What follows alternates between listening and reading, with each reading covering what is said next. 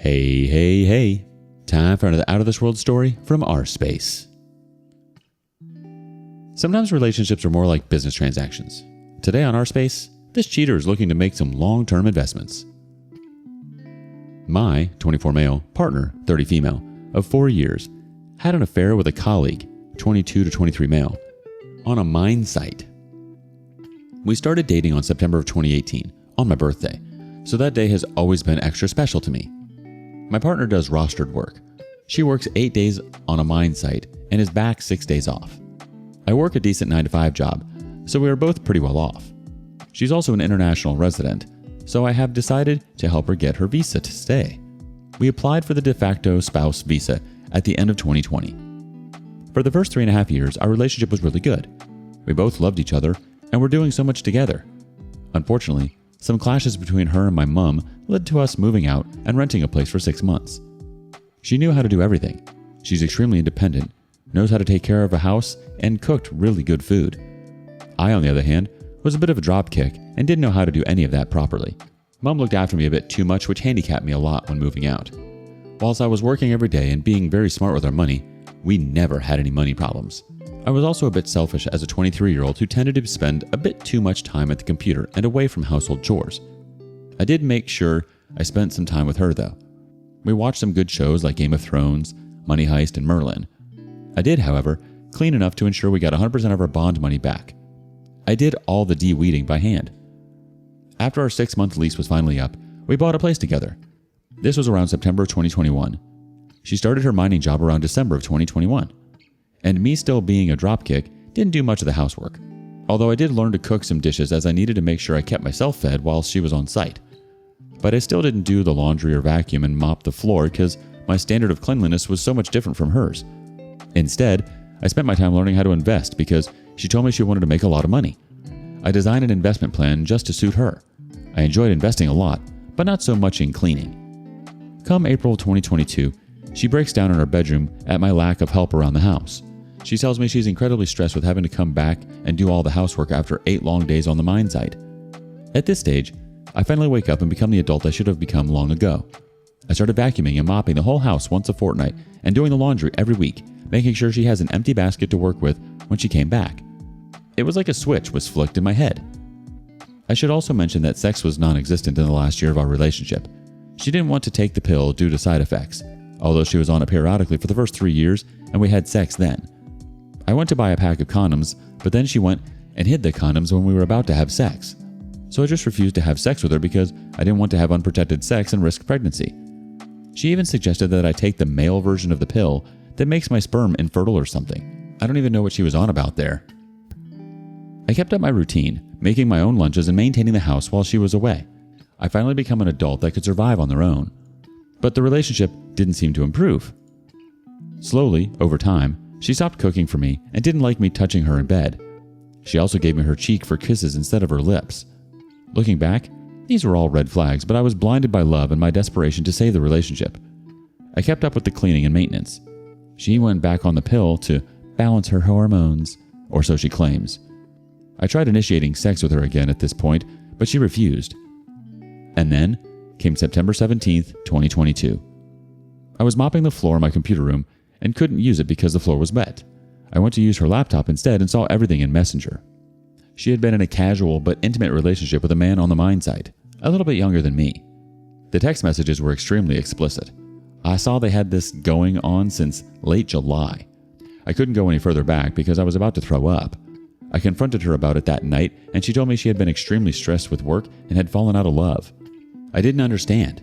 She loved me when I was a total dropkick. All of a sudden, I become this mature and capable adult, but she doesn't love me anymore? I was a total wreck for the next week and couldn't sleep well. I decided to call things off with her. I cannot be with someone who commits infidelity. We are going to split up our assets and go our separate ways. She told me she wants to remain as friends, but I don't think that's going to happen anytime soon, nor do I think that's a good idea for either of us. This also has implications for her visa.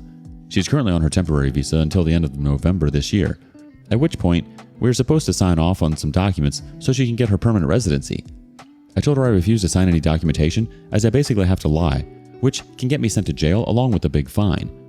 She may still be able to get her permanent residency if the department decides to award it to her, but she is at a much greater risk of having to go back to a student visa, which means she will lose her mining job, along with her life savings of having to enroll in some course she doesn't want to complete and pay international student fees, which are bloody expensive, along with wasting years of her life just to progress her spouse visa, all for nothing.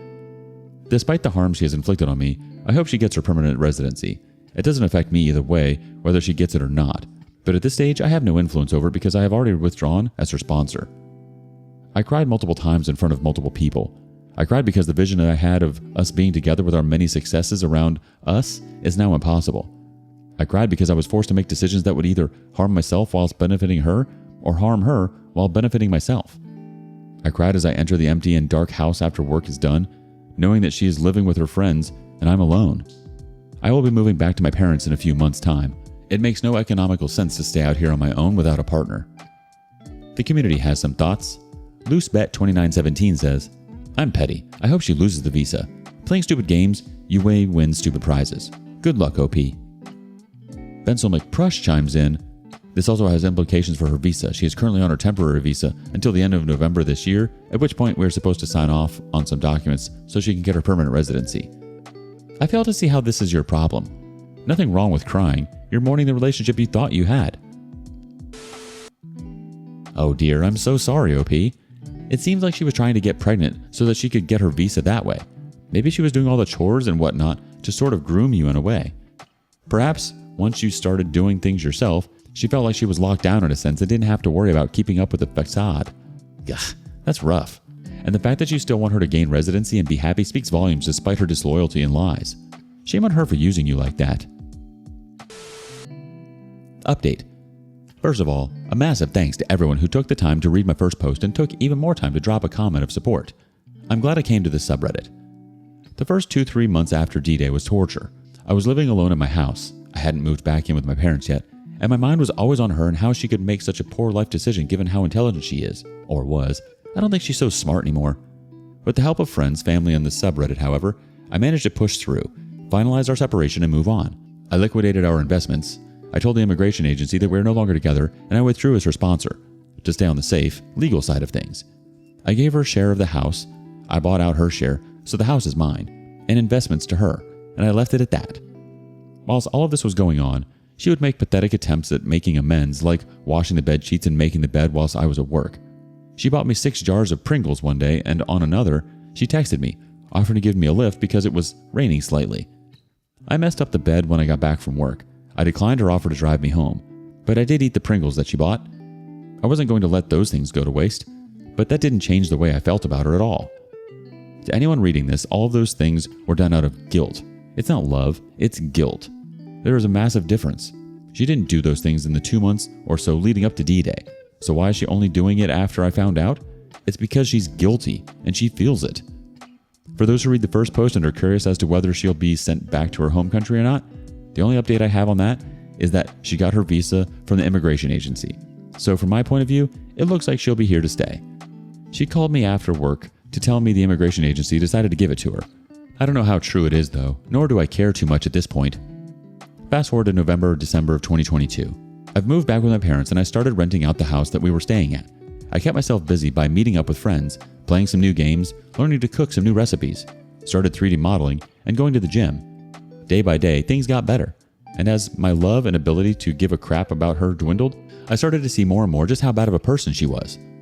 I remember how she would come back home just to pick on the smallest of things, just to make me feel bad, and to give her superficial reasons to cheat. I remember how she refused to kiss me on the lips in the last few months of our relationship. It was heartbreaking to come home after a long day of work just to have her not wanting to kiss me. I remember how she wouldn't even acknowledge me when I would walk through the front door and just sit on the bed with her laptop pretending I don't even exist. Well, that's all in the past. I have better things to do and better people to get involved with. Thanks for reading. And for those who had just gone through D-Day recently, there is light at the end of the tunnel. Find some hobbies. Go to the gym. Talk to family and friends. Go for a walk. Go to the markets. Listen to music. Play some games. Read a good book. Start a small herb garden. Hell, go to work even, just to keep your mind busy. Literally, do anything except dwell on your broken relationship. I would say it's even more than guilt. It seems like she was definitely trying to wiggle her way back into your life somehow, which is delusional. She understood that you were an asset to her, especially with your knowledge of investments and money. It seemed like a business deal from the start. I'm sorry, OP. What do you think? And thank you for joining us today on rSpace. Like and subscribe and hit that notification bell so you don't miss out on our next video. We don't want you to miss one. And if you like what you see and hear, please let us know in the comments below. Until next time.